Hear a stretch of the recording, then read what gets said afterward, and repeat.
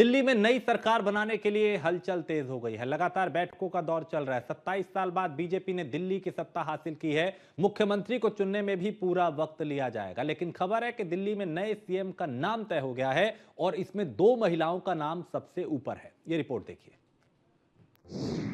क्या दिल्ली में प्रवेश वर्मा का पत्ता साफ? नया सीएम तैयार, पीएम मोदी का इंतजार। दिल्ली में भी सरप्राइज सीएम। क्या दिल्ली को फिर मिलेगी महिला सीएम? दिल्ली में नए सीएम का नाम फाइनल हो गया है, बस इंतजार है फाइनल मुहर का, जो पीएम मोदी विदेश से लौटते ही लगाएंगे। नए सीएम के नाम की पर्ची पीएम मोदी खुद खोलेंगे। माना जा रहा है कि बीजेपी दिल्ली में ऐसे चेहरे पर दांव लगाने जा रही है जिसके एक तीर के जरिए कई निशाने साधे जा सके। हालांकि इस बीच बीजेपी के कई दिग्गजों से न्यूज वन इंडिया की टीम ने बात की, तो उन्होंने क्या कुछ कहा, जरा वो सुनिए। करने के लिए रवि किशन शुक्ला जी हैं। एक प्रचंड जीत हुई है। आपने लगातार चुनाव प्रचार किया, कई प्रत्याशियों के लिए आप चुनाव प्रचार किया और ज्यादातर जो प्रत्याशी हैं वो भी जीते हैं जहां पर आपने चुनाव प्रचार किया। इस प्रचंड जीत को किस तरीके से देख रहे हैं आप? ये प्रधानमंत्री मोदी जी की नीतियों की जीत है, उनका विश्वास, उस विश्वास की जीत है। आज देखिए अमेरिका में ट्रम्प भी उनकी कुर्सी को पीछे करके उनको बिठा रहे हैं। आज ये सम्मान भारत का, उसकी शक्ति का और प्रधानमंत्री जी का जो इज्जत है, वो सम्मान है आज वर्ल्ड की, जो इसको विश्व गुरु कहते हैं इस वक्त, सुपर पावर अमेरिका, जो सम्मान हमारे प्रधानमंत्री जी को वहाँ मिला, फ्रांस में मिला, ये प्रधानमंत्री जी को। और दिल्ली इससे अछूता रहा था, दिल्ली ने वो काम कर दिया। अब दिल्ली देखेगा कितना शानदार बनेगा। हम अच्छी हवा, अच्छा पानी पिएंगे, अच्छी जिंदगी होगी दिल्ली वासियों को। कैपिटल क्या होता है, अब भारतीय जनता पार्टी में प्रधानमंत्री के नेतृत्व में कैपिटल बनेगा। जब भी चुनाव होते हैं तो मुख्यमंत्री के चेहरे पर सवाल जरूर होता है। आपको क्या लगता है कौन मुख्यमंत्री इस बार बनने जा रहा है दिल्ली का? भाजपा है। देखिए बहुत सुंदरता इसी मंच पे से हमारे, देखिए कोई भी चेहरा कोई भी हो सकता है, एक पार्षद हो सकता है, एक आखिरी चेयर पे बैठा हुआ, कोई पहली बार कोई महिला हो सकती है, कोई पुरुष हो सकता है, कोई पहली बार का विधायक हो सकता है, कोई भी हो सकता है। ना सैनी जी को पता था, ना खट्टर साहब को, ना पूज्य योगी महाराज को, ना देवेंद्र फडणवीस जी को, ना हमारे मध्य प्रदेश के यादव जी को, किसी को नहीं मालूम था, ना शर्मा जी को राजस्थान में। भाजपा की यही सुंदरता, अचानक आपको 4-5 दिन में एक अद्भुत सा चेहरा आएगा और आप लोग बोलेंगे हर हर महादेव। बीजेपी के जीते हुए प्रत्याशी अभय वर्मा जी हमारे साथ है। एक प्रचंड जीत आप लोगों ने हासिल की, जिस तरीके से आप लोग कह रहे थे कि दिल्ली की जनता आप लोगों के साथ है और निश्चित रूप से वो कहीं ना कहीं नतीजे आए तो देखने को मिला। इस जीत को आप लोग किस तरीके से सेलिब्रेट कर रहे हैं इस बार? सेलिब्रेट तो कर ही रहे हैं, दिल्ली की जनता सेलिब्रेट कर रही है। और जो एक समस्या पिछले 10-12 वर्षों में क्रिएट हुआ दिल्ली में, दिल्ली दुनिया की मोस्ट पॉल्यूटेड कैपिटल बन गई, तो अब इस सभी संकटों से बाहर निकालना हमारा पहला कर्तव्य है।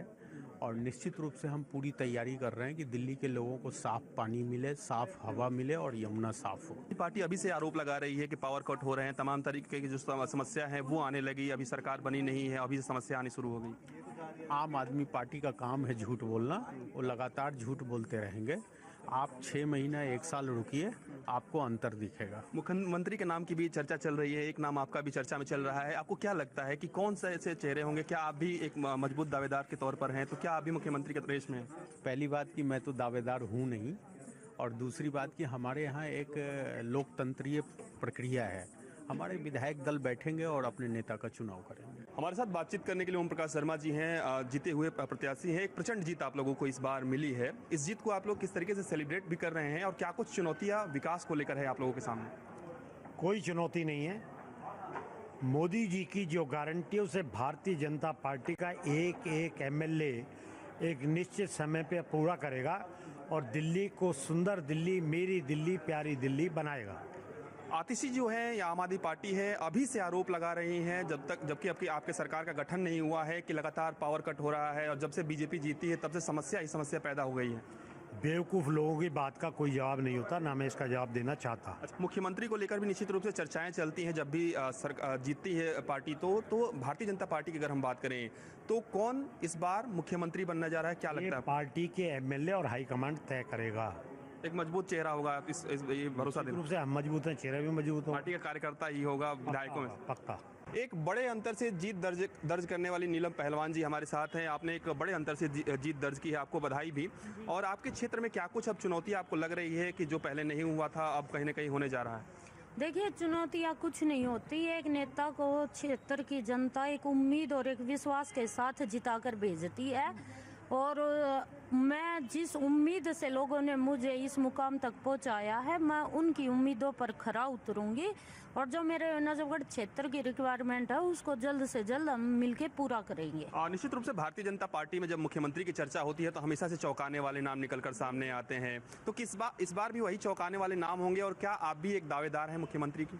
देखिए, मुख्यमंत्री का जो है वो हमारा शीर्ष नेतृत्व समीकरण के आधार पर, मोदी जी समीकरण के आधार पर तय करेंगे, और इतना हमें विश्वास है कि जो भी हमारा दिल्ली का मुख्यमंत्री बनेगा वो हमारी दिल्ली को विकासशील बनाने में और उन्नतशील बनाने में, मोदी जी के सपनों की दिल्ली बनाने में अहम भूमिका निभाएगा। दिल्ली में सीएम की रेस में प्रवेश वर्मा का नाम सबसे ऊपर चल रहा था, क्योंकि प्रवेश वर्मा नई दिल्ली सीट से पूर्व सीएम केजरीवाल को हराकर बीजेपी के लिए हीरो बन गए थे। लेकिन अब ये नाम ठंडा पड़ने लगा है। सूत्रों का कहना है कि प्रवेश वर्मा का नाम तो टॉप 4 में भी नहीं है। जो 4 नाम सबसे आगे चल रहे हैं उनमें है शिखा रॉय, आशीष सूद, सतीश उपाध्याय और रेखा गुप्ता। सबसे पहले बात करते हैं शिखा रॉय की। शिखा रॉय ने ग्रेटर कैलाश सीट से जीत दर्ज की है। आप नेता सौरभ भारद्वाज को 3188 वोटों से हराया। पेशे से वकील, 2 बार पार्षद भी रही। 2011 में कर्फ्यू के बीच शिखा ने श्रीनगर के लाल चौक पर झंडा लहराया था। वहीं इस बार बीजेपी पंजाबी चेहरे पर दाव लगाते हुए आशीष सूद पर भी दाव लगा सकती है, और इसीलिए आशीष सूद का नाम सीएम की रेस में सबसे ऊपर है। आशीष सूद ने एबीवीपी से छात्र राजनीति में कदम रखा। इसके बाद बीजेपी युवा मोर्चा के महासचिव बने। साल 2008 में उन्हें दिल्ली बीजेपी का सचिव बनाया गया और फिर महासचिव बने। जेपी नड्डा और केंद्रीय मंत्री धर्मेंद्र प्रधान के करीबी माने जाते हैं आशीष सूद। आशीष सूद ने जनकपुरी सीट से 19,000 वोटों से जीत दर्ज की। साल 2020 में जनकपुरी से चुनाव हार गए थे। दिल्ली में नए सीएम के लिए ये भी देखा जाएगा कि आरएसएस से उसके रिश्ते कैसे हैं। बीजेपी में संघ फैक्टर भी अहम रहता है, और इसके लिए बीजेपी रेखा गुप्ता पर भी दांव लगा सकती है। रेखा गुप्ता दिल्ली की पार्षद, दिल्ली महिला मोर्चा की महासचिव और राष्ट्रीय कार्यकारिणी की सदस्य रही। रेखा गुप्ता ने भी राजनीति की शुरुआत एबीवीपी से की, और इसके बाद वे आरएसएस से जुड़ गई, और इसके अलावा वे 1920 में दिल्ली विश्वविद्यालय छात्र संघ की अध्यक्ष भी रही। रेखा गुप्ता को बीजेपी के जमीनी नेताओं में से एक माना जाता है। जनता के बीच उनकी पॉपुलैरिटी काफी है। वहीं दिल्ली सीएम के लिए चौथा नाम सतीश उपाध्याय का है। सतीश उपाध्याय दिल्ली बीजेपी के अध्यक्ष भी रहे। नगर से आपके सोमनाथ भारती और कांग्रेस के जितेंद्र कुमार को हराया। सतीश उपाध्याय ने 2133 वोटों से जीत दर्ज की। दिल्ली में ब्राह्मण चेहरे पर दांव लगा सकती है बीजेपी। सतीश उपाध्याय को संगठन के कामकाज का लंबा अनुभव है।